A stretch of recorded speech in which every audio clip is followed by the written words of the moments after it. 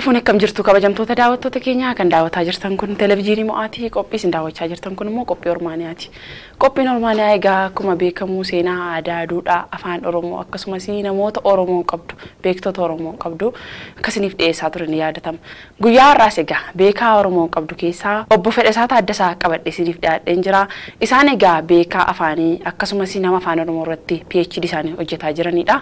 Egaa wanta garaa garaatiin beekoodha kitaabota garaa garaallee barreessanii piroojektota adda addaa kan Oromoo tumsuu kan Oromoo deeggaruu wantoota adda addaa hojjetaniiru keessummaan keenya guyyaa har'aa egaa Fedhasaa Taaddasaati isaan waliin turraa turtiin keessan nu faana ta'u Fedhasaa yeroo kee waan laatteef maqaa daawwattoota keenyaatiin ulfaadhu siin galatoom mee seenaa Fedhasaa baay'ee bal'aadha jedhu namoonni odeeffannoo qaba rakkina baay'ee keessa darbee nama sadarkaa kanarra ga'edha jedhu odeeffannoo qabu mee seenaa kee gabaabaatti tunu ibsite.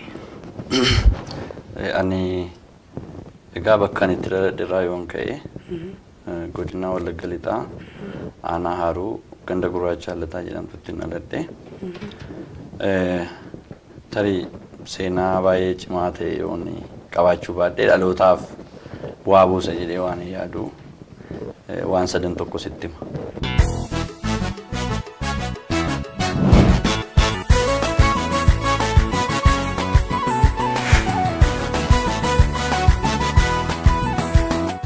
Kutaa 12 ga'ee egaa kutaa 12 yeroo ga'u immoo seenaa biraatu na mudate. Kutaa tokko kaasee ani badhaafamaati. Sadarkaa sana kanan ga'ee kutaa 9tti na yaadadhaa lammaffaa ba'uu koo qabxii gaariin galmeessaa dhufee kutaa 12 yeroo ga'u garuu yuunvarsiitii fi qormaata fudhadhee ba'ee wanti gaariin natti hin dhaga'amu abjuu gaariin qabu beektaa kanaaf wanti tokko akka jiru naa gala keessi koo garuu hammallee yoo ta'anii darbee akka hin deemu beekaa jechuudha. Kutaa 12 yeroo qabxiin nu deebi'u qabxiin seensaadha ani 238 fide. Ministeerri barnootaa bara sanaa immoo 239 fudhate. Ani qabxii tokkoon hin kufee jechuudha. Egaa har'aa yuunvarsiitiidhaa PhD baradhaa barsiisaa yuunvarsiitiitii kun ulfaataadha. Indarbama jechuudha. Indarba sana bira jechuudha wanti hunduu akka darbuu dandeessu amanuudha malee. Mee akkamitti gara yuunivarsiitii galtee amma yeroo ammaa kana PhD irra geessee jirta? Akkamitti mee namoonni yeroo tokko kutaa 12 al tokko kufanii ennaan yookaanis 10tti ta'u yuunivarsiitii ta'u qabxiin al tokko nama jalaa badeennaani itti deebi'ee waan jiraatamutti hin fakkaatu. Kun akkamitti qabaatte meeti mooraalisa? Akkamitti fakkaate? In danda'ama inni jedhu ni silaasuun ana keessa jira. Kanaafi kuftee yeroo naan jedhanii in kuftee yeroo naan jedhan in kufne jedhan ture. In kufne gaafan jedhu galuu fididi namaaf. Booda egaa namoonni yeroo karaa natti dhufa illee narraa guru sammuun isaa baay'ee dhiphateera jedhanii waa yaadanii fi natti dubbatanii dhimma sana natti kaasuu waan hin feeneef namoonni baay'ee na jaallatan yeroo natti dhufan narraa guru. Kufteetta barre amma naan jedhanitti namoonni natti dubbatanis jiru. In kufne an darbeeraan jedha. Argitee wanta ati arraba keetiin dubbattu sammuu keerratti immoo hojjeta. Darbee immoo amma waaqayyo immoo waan ati dubbattu sanatti gara hojiitti jijjiira. Egaa yeroon gara waldaa kiristaanaa deemus sagalee abdiiti kan hin dhaga'u. Inni rarra'e sun gadi bu'aa kan jedhu dhaga'a. Sagaleedha kun. Amantiin immoo sagalee dhageessee fudhachuudha. Utuun argini amantaa argite amantiin utuun argini. Ergaa argite amanuun barbaachisu argiteetta waan ta'eef. Kanaaf yeroo tokko ijoolleen pilaazimaadhaan darba waan ta'eef dhanne ilaallannaa jedhanii ba'an. Baay'ee gaddeen. Ati warraa koo ammaa yeroo kaadhima koodha. Ati dhattiin ilaallattuu fedhinaan jette natti dhufte.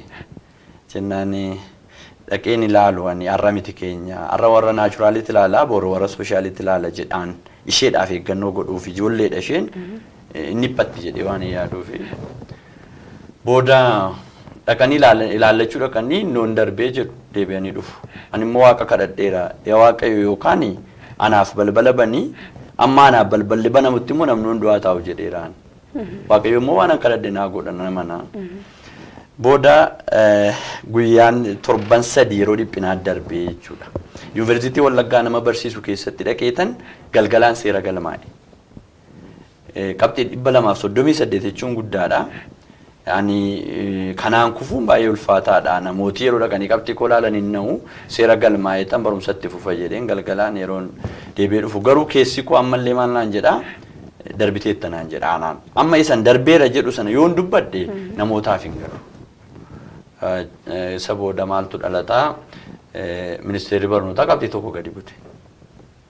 238 irra fidee kaa'ee bara 2000 yeroo mana yuunivarsiitii galle yookaan 1999 warri yuunivarsiitiitti darban qabxii tokkoon nama 1999 darbe ana malee. Anaa wajjin 2000 kun seenaa biyya kanaa keessatti ministeera barnootaa keessatti galmaa'ee irra waan jirudha jechuudha. Namoonni baay'een abdii kutatanii amma of ajjeesuutti kan deeman jiru. Qabxii tokkoon. Qabxii ani fidee 238 fidanii warri gara abdii kutannaatti dhufanii namoonni amma lubbuu isaanii murteessanitti of ajjeesanitti deeman akka jiran odeeffannoon jira. Garuu ani yuunivarsiitii lammaffaa irratti filadheen argadhe jechuudha. Jimmaa deemee bifa kanaan gara yuunivarsiitii dhufee abjuun koos milkaa'uu jalqabe.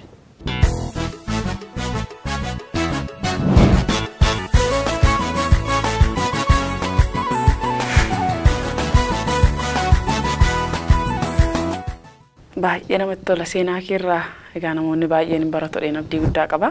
Seenaa baay'ee nama barsiisudha. Kan kufes kufee nafuunuma ka'a deebi'ee wanta ati sammuu keetti dubbattu immoo yeroo hundumaa kan raawwatu akka ta'e waan baay'eedha kan irraa baranne baay'ee ulfaadhu galatoom baga Waaqayyo gara kanatti si fide.